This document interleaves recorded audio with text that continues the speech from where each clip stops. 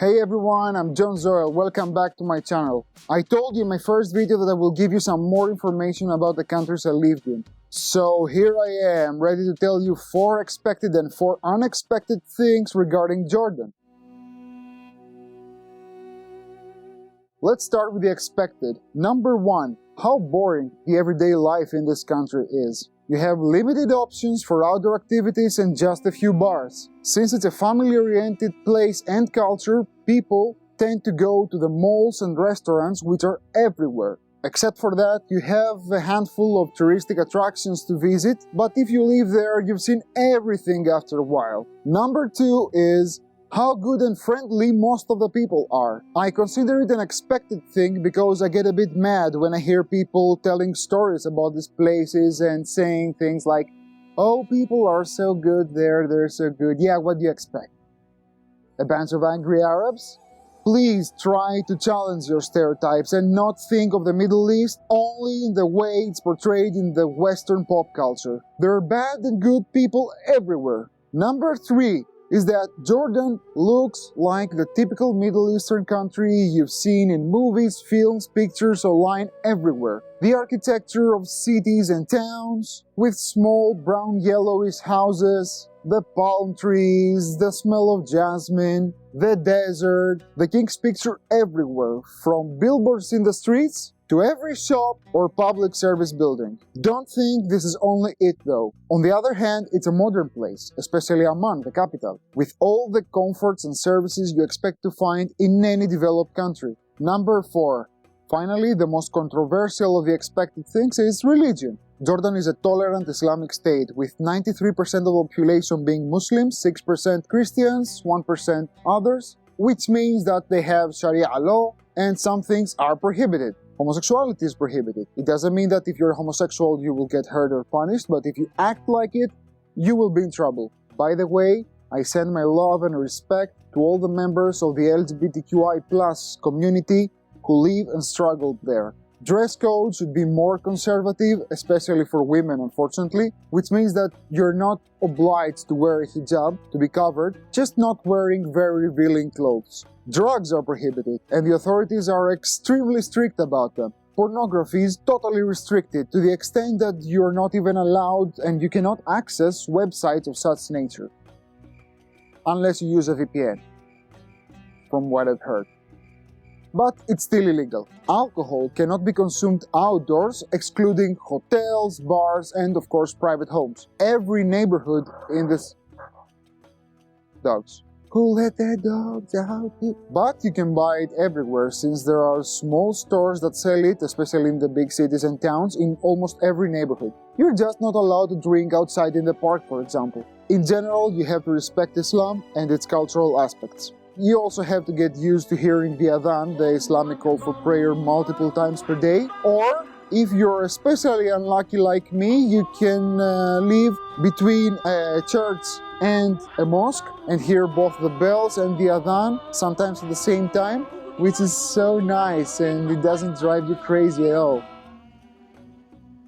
Let's go to the unexpected. Number 1 is how expensive Jordan is. Supermarket, housing, clothing, electrics, electronics, everything is very expensive except for food. By the way, it's costly to live there, but as a tourist, even if you have a low budget, you can enjoy everything this country has to offer. Number 2, the customer service in Jordan is extremely good. In almost all of the provided services, you're able to give your feedback and they have an excellent after-sales service in place. The only sector lacking this kind of exceptional service is the food industry, but only the waiters who are too slow. Number 3 is how easy it is to live there. Except for the exquisite quality of services I mentioned before, their range and accessibility is so effortless. Firstly, most of the people speak English, and those who don't will try to find a way to communicate, unlike Greece.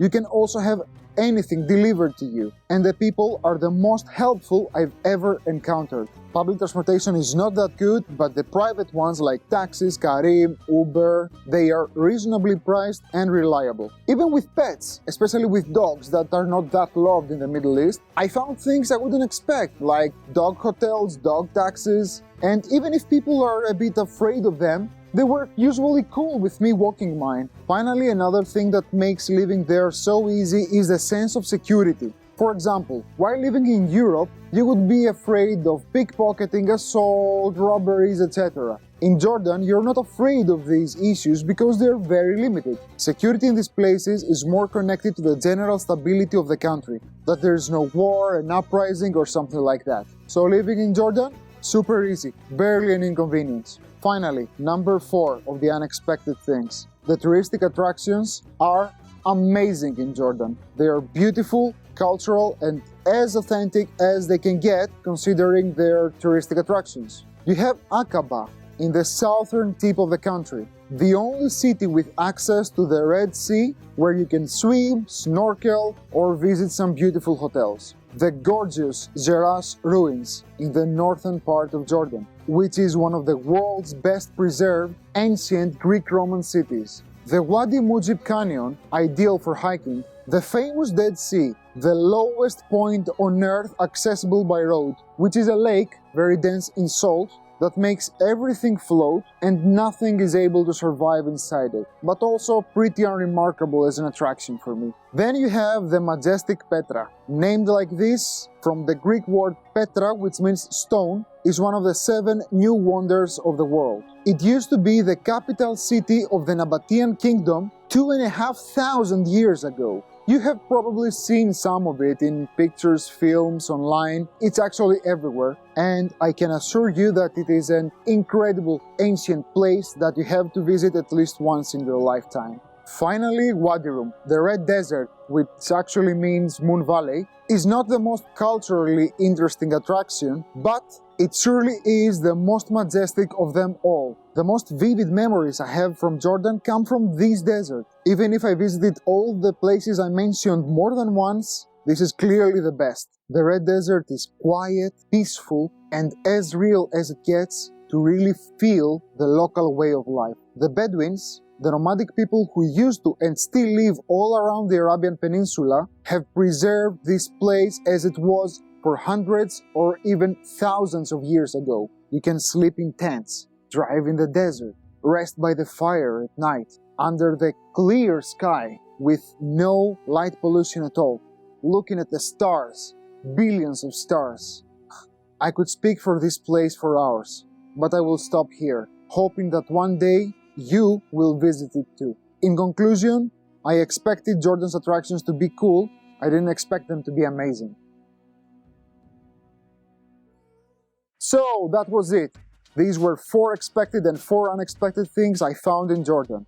I hope you enjoyed this video. If you did, a like down here would be really helpful. Since I'm new to this thing, you could also subscribe. I think this would help too. Anyway, thank you very much for watching. See you next time. Ta leme. Bye.